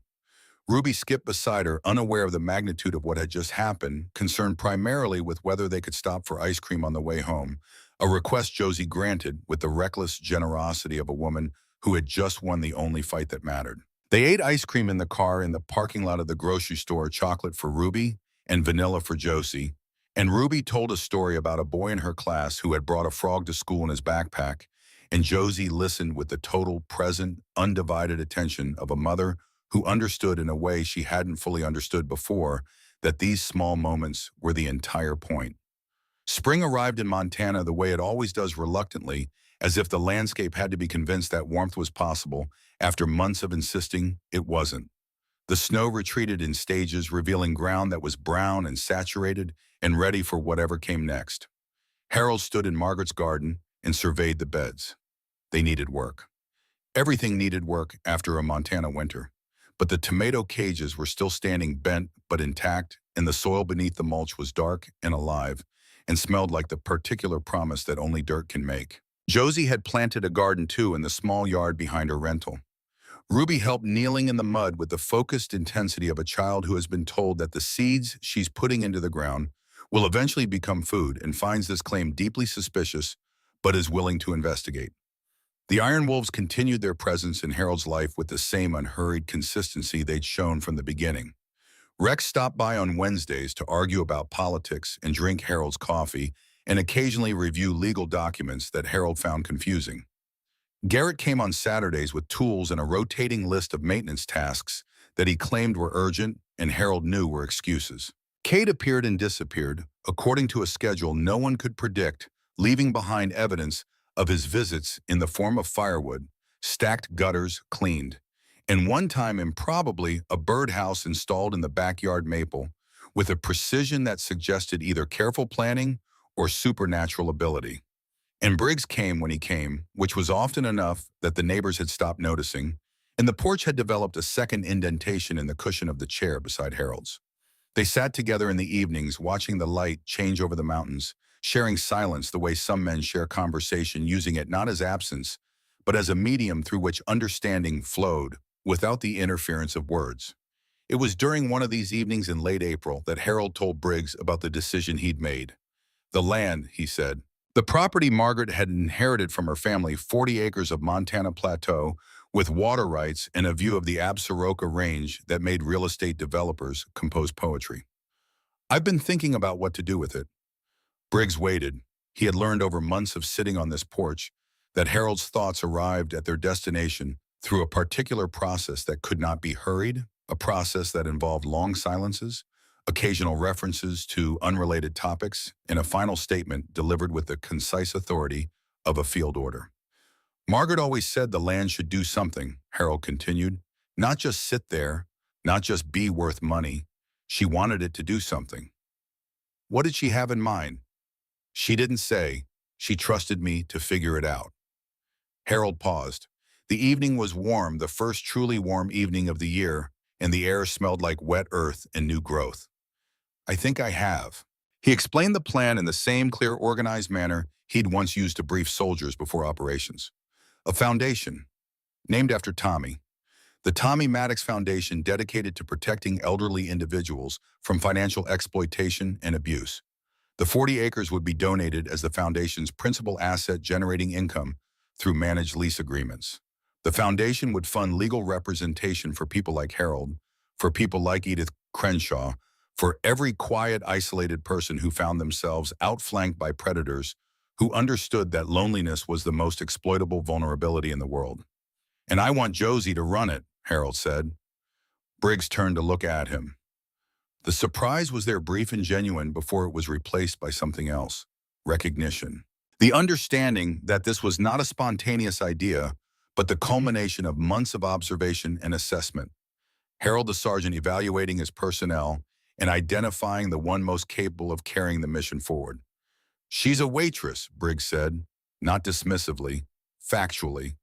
"She's the woman who saved my life by whispering the truth to a stranger when staying silent would have been safer," Harold said. "The job title is irrelevant." Briggs looked at the mountains. The last light was draining from the peaks, turning them from gold to purple to black. "She'll say yes." "I know she will. She'll be good at it." "I know that too." Josie said yes. She said it in Harold's kitchen on a Sunday afternoon, with Ruby drawing at the table and Briggs leaning against the counter, and Rex explaining the legal structure of the foundation with the barely contained enthusiasm of a man who had finally found a use for his legal expertise that didn't involve regret. She said yes, and then she excused herself and went to the bathroom and closed the door and pressed her back against it and cried for 5 minutes straight, not from sadness, not from joy exactly, but from the overwhelming recognition that her life had just changed shape in a way she hadn't planned and hadn't expected and couldn't have imagined, standing behind the counter of the Redwood Trail Diner, pouring coffee and counting tips and trying to survive. The Tommy Maddox Foundation was established in June. Patricia Holloway handled the legal formation. Rex provided strategic counsel. Briggs and the Iron Wolves provided something that couldn't be quantified on any balance sheet: a network of presence and protection that extended across the region, ears and eyes, in communities where isolated elderly people lived alone and where predators like Derek Maddox operated in the silence that isolation provided. The Foundation's first office was a converted room in the back of Patricia's practice in Ridgeline, furnished with a donated desk, a second-hand filing cabinet, and a phone that rang more often in the first month than anyone had expected. Word traveled the way it does in rural communities, not through press releases or social media campaigns, but through the quiet, persistent network of people talking to people, a waitress mentioning it to a customer, a biker telling a neighbor, a nurse at the VA clinic passing the number along to a patient who mentioned that his daughter-in-law had been asking a lot of questions about his bank accounts. Josie worked with a ferocity and competence that surprised no one who knew her and everyone who didn't. She learned nonprofit law, financial management, and community outreach with the same focused intensity she'd brought to every challenge in her life. She attended night classes at the community college in Ridgeline, studying accounting and nonprofit administration, driving the 40-mile round trip 3 times a week after putting Ruby to bed, with the neighbor on standby, fueled by coffee and the particular energy of a woman who has discovered, after years of survival, what it feels like to build. Within the first year, the foundation had intervened in 6 cases of elder financial abuse across 3 counties, providing legal representation, social services, and the simple but revolutionary act of making sure someone showed up. Each case was different in its details and identical in its structure: an elderly person alone, a predator patient, a system that moved too slowly to help unless someone forced it to move faster. Josie forced it, every time. Derek Maddox was convicted on multiple counts and sentenced to federal prison. Stephanie filed for divorce before the sentencing. The house Derek had bought with Edith Crenshaw's money was seized and sold, the proceeds returned to Edith's estate. Years passed. Harold grew slower. The arthritis that had been a nuisance became a constant companion, settling into his joints with the permanence of a tenant who had no intention of leaving. He walked with a cane, then with 2 canes, and eventually with the arm of whoever happened to be beside him, which was usually Briggs or Josie or Ruby, who had grown from 7 to 12 with the startling speed that children achieve when adults aren't watching closely enough. One winter, Harold was hospitalized with pneumonia. The infection was serious, the kind that treats elderly lungs like a siege treats a fortress, methodically, relentlessly. The nurses at Harlow Regional Medical Center were initially disconcerted by the rotating presence of large men in leather vests who occupied the visitor's chair beside Harold's bed in shifts that never left it empty. Briggs took the night shifts. Garrett took the mornings. Others filled the hours between. By the third day, the nurses had stopped noticing the leather and started noticing the care. The way Briggs adjusted Harold's pillows without being asked. The way Garrett read aloud from a newspaper, badly skipping the depressing stories and editorializing freely on the ones he kept. The way Kate appeared one evening with a small speaker and played music that Harold recognized from another era songs that made his eyes close and his lips move, and his heart rate monitor display the particular rhythm of a man who was not ready to stop. Harold recovered, slowly and completely, in the way that recovery works after 75 each illness, leaving behind a deposit of diminishment that accumulates over time like sediment in a river. He went home to Cedar Lane, to the porch, to the garden, to the photograph of Margaret and the photograph of himself surrounded by iron wolves in the small, cluttered kitchen where the most important meals of his life had been shared with people who had no biological obligation to share them. The autumn afternoon that Josie would remember for the rest of her life arrived 5 years after the day in the diner. The trees along Cedar Lane were burning gold and amber. The Montana sky was the particular shade of blue that exists nowhere else on Earth, and the air had the clean, sharp quality of a world that has decided to be beautiful one more time before the cold sets in. Harold was on the porch. Briggs was beside him. This was not unusual. This was not. What was unusual was the quality of the silence between them, which had shifted from its customary ease into something thinner, more transparent, as if the membrane between the present and what came after it had worn so thin that both men could see through it. Harold's breathing was audible now. Not labored, but present, the sound of a body working at something that had once been automatic.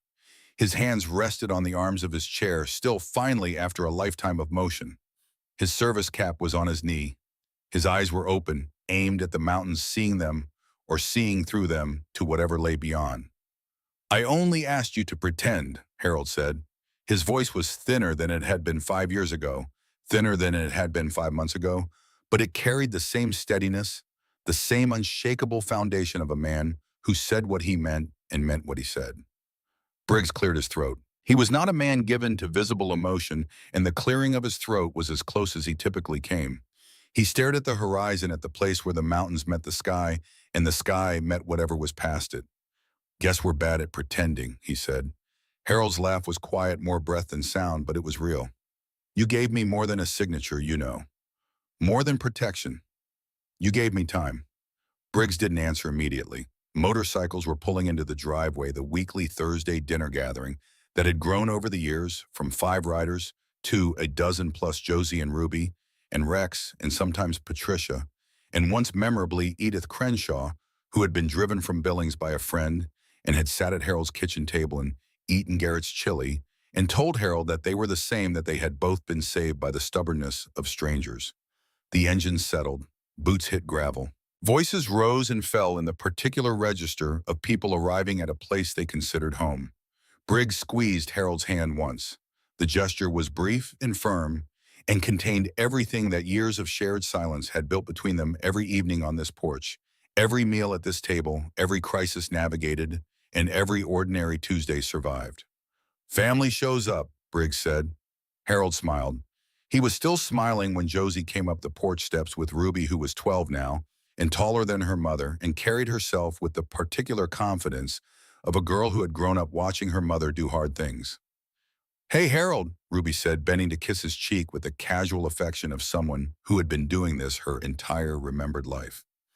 "Hey, little bird," Harold said, using the nickname he'd given her years ago, when she'd still been small enough to sit on his knee and had fidgeted with the restless energy that he said reminded him of a hummingbird. Josie looked at Harold's face and saw what Briggs had already seen: the thinning, the translucence, the quality of a man whose presence in the world was slowly shifting from permanent to provisional. She sat on the arm of his chair and put her hand on his shoulder and felt him lean into the touch with the unconscious gratitude of someone who has learned late and hard that being alone is the one thing no human being should have to practice. Dinner that evening was loud and long and full of the controlled chaos that characterized any gathering of the Iron Wolves. Garrett's chili was too spicy as usual. Rex argued about football with Cade as usual. Briggs sat at the head of the table beside Harold as usual, the two of them bookending the meal with a symmetry that everyone in the room understood and no one mentioned. After the dishes, after the goodbyes, after the engines had faded into the October night and the house had settled back into its quiet, Harold sat alone in his bedroom and looked at the photographs on the nightstand. Margaret, Tommy, the diner, the porch, the courtroom, the garden in spring, Ruby at 5, Ruby at 8, Ruby at 12 standing beside Josie at the foundation's first anniversary, both of them laughing at something outside the frame. He placed the photographs in a row, adjusting their angles with the precise care of a man arranging things that mattered. Then he lay down, pulled the blanket to his chin, and closed his eyes. Briggs found him in the morning. He'd come early the way he sometimes did with coffee from the Guay station, and no particular agenda, beyond the desire to start the day where it made the most sense to start it. The house was quiet. The front door was unlocked, which it always was on Thursday nights when the Iron Wolves had been there because Harold never locked up after they left a habit that Josie scolded him about, and Briggs secretly understood the door left open as a gesture of faith that the people who had just been there would come back. Harold was in his bed. His service cap was on the nightstand beside the photographs. His expression was peaceful, the particular peace of a man who had finished everything he needed to finish and had set the tools down and stepped back to assess the work. Briggs sat in the chair beside the bed. He stayed for a long time. The funeral was held on a Saturday in the small cemetery at the edge of Harlow, where Margaret and Tommy already rested. The Iron Wolves came in formation, 13 bikes in a line that stretched the length of Cedar Lane, engines rumbling low and steady, the sound rolling across the quiet town like distant thunder paying its respects. Josie spoke. She stood at the front of a gathering that included half the town and told them about a Thursday at a diner about a question that should have been impossible, about the courage it takes to ask a stranger for help and the grace it takes to say yes. She told them about a man who had lost everyone and found at the end that the family he'd built from wreckage and Wednesday dinners and prepaid phones was as real as any that blood could claim. Ruby stood beside her, 12 years old and steady, holding her mother's hand. Briggs stood at the back, arms crossed, leather vest over a clean white shirt he'd bought for the occasion. He didn't speak. He didn't need to. His presence was his statement, as it had always been, as it would continue to be in the diner and on the porch and in the kitchen and at the bedside, and here at the end, that was also a beginning. The Tommy Maddox Foundation continued. Josie ran it with the same fierce practical compassion that had characterized every choice she'd made since the day she'd decided to stop being invisible. The foundation grew. It hired staff. It opened a second office. It became the kind of institution that people referenced when they needed proof that small acts of courage could generate consequences that outlasted the people who performed them. On the first anniversary of Harold's death, Josie drove to the diner. She sat in the window booth where Harold had sat every Thursday, ordered soup and toast and tea with lemon, and watched the parking lot where motorcycles still gathered, where the bell above the door still rang, where the world continued to turn with all its imperfect, unfinished, impossible beauty. Ruby was at school. The foundation was running. The porch on Cedar Lane had new occupants. Now a young couple with a baby who had no idea that the man who had lived there before them had changed the shape of a town by asking a single question. Josie sipped her tea. The lemon was sharp, the warmth spreading through her chest in the way that small comforts do when you let them. She thought about Harold, about Briggs, about Margaret and Tommy and Edith Crenshaw and Derek and Grant and Patricia and Rex and Garrett and Cade and every person whose life had been bent even slightly by the gravity of what had happened in this room. She thought about Ruby, who would grow up knowing that her mother had once stood in a courtroom and told the truth when lying would have been safer. Who would grow up knowing that family was not a fact of biology, but a choice made daily, sometimes at cost, always at risk, and worth every moment of both. She thought about the bell above the door, which had rung on a Thursday afternoon 5 years ago, and set in motion a chain of events that no one inside the diner could have predicted, that no one outside it would have believed, and that no one who witnessed it would ever forget. The bell rang now as another customer entered. Josie looked up, smiled at the stranger, and finished her tea. Then she left a tip that was too large the way Harold always had and walked out into the Montana afternoon where the mountains were doing what mountains do, standing there permanent, impatient, holding the sky up so the rest of us could walk beneath it.